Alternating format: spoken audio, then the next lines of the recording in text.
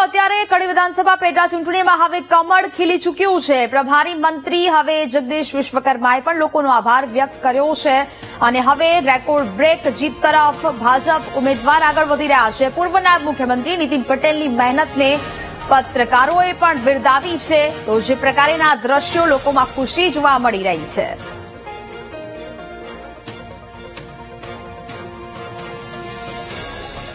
કે તો રાજેન્દ્ર શાહ આપણી સાથે જોડાયેલા છે। રાજેન્દ્રભાઈ, જે પ્રકારે અત્યારે હવે આ દ્રશ્યો સામે આવી રહ્યા છે, ઉજવણીઓ થઈ રહી છે, ફટાકડા ફૂટી રહ્યા છે, નિવેદનો હવે સામે આવી રહ્યા છે, હવે એવું લાગી રહ્યું છે કે અહીંયા જે પ્રકારની આશા ભાજપે રાખી હતી કડી વિધાનસભા બેઠક પર, તે પ્રકારનું પરિણામ તેમને મળી ચૂક્યું છે।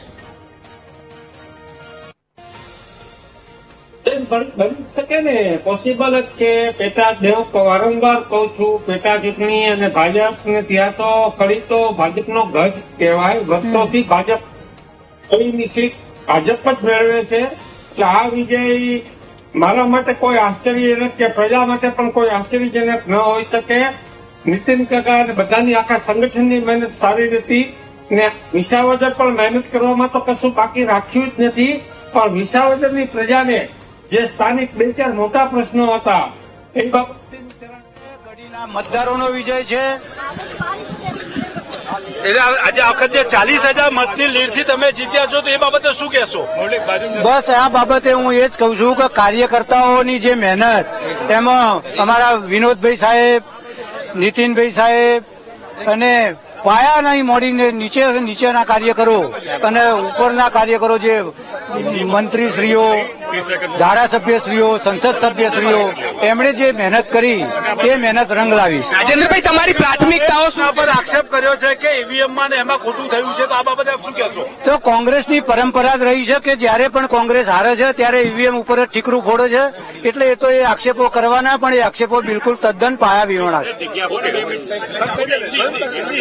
પટેલ ઉભા રહો।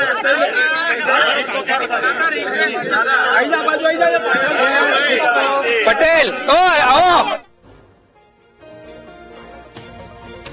તો જ પ્રકાર ભાજપ ઉમેદવારની લીડને કાપવી કોંગ્રેસ માટે અશક્ય બની રહી છે। રાજેન્દ્ર ચાવડાએ પોતાની જીતને જનતાની જીત ગણાવી દીધી છે।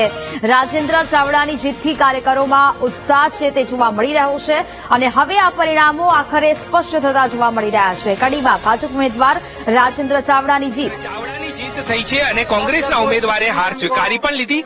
હાર સ્વીકારની સાથે તેમના દ્વારા અનેક આક્ષેપો પણ કર્યા। રાજેન્દ્ર ચાવડા જે છે કે જેઓ હવે ધારાસભ્ય બની ચૂક્યા છે અને તેઓ કડી વિધાનસભા પર હવે કામ શું કરશે તેની સાથે આપણે વાત કરવાનો પ્રયાસ કર્યો।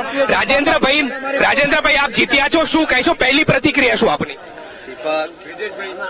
ભાઈ, કડી વિધાનસભાના મતદારો અને અમારા પાયાના કાર્યકર્તાઓ અને વરિષ્ઠ આગેવાનો એ જે કામ કર્યું એ કાર્યકરોની જીત છે। આપની પ્રાથમિકતા શું રહેશે હવે કડી માટે? પ્રાથમિકતા જે કોઈ નાના મોટા કામો હશે તે અમે પૂરા કરીશું। આપના પર અનેક આક્ષેપો પણ કોંગ્રેસના ઉમેદવારે કર્યા છે કે આ સુનિયોજિત કાવતરું હતું અને તેમ જીતવાના હતા પણ હારી ગયા। એ તો આ કોંગ્રેસની કાયમી એક મોનોપોલી જ રહી છે કે જયારે પણ કોંગ્રેસ હારે છે ત્યારે ઈવીએમ ઉપર ઠીકરું ફોડે છે। બિલકુલ, તો આ છે રાજેન્દ્ર ચાવડા કે જેઓ હવે ધારાસભ્ય બની ચૂક્યા છે।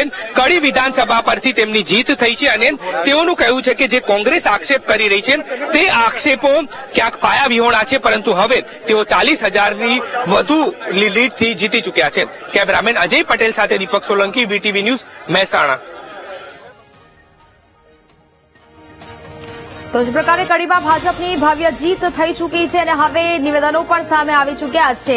રાજેન્દ્ર ચાવડાની જીત હવે થઈ ચૂકી છે। કાર્યકર્તાઓમાં ઉત્સાહનો માહોલ જોવા મળી રહ્યો છે અને હવે ભાજપ ઉમેદવારની લીડને કાપવી કોંગ્રેસ માટે લગભગ અશક્ય છે। રાજેન્દ્ર ચાવડાએ પોતાની જીતને જનતાની જીત ગણાવી છે।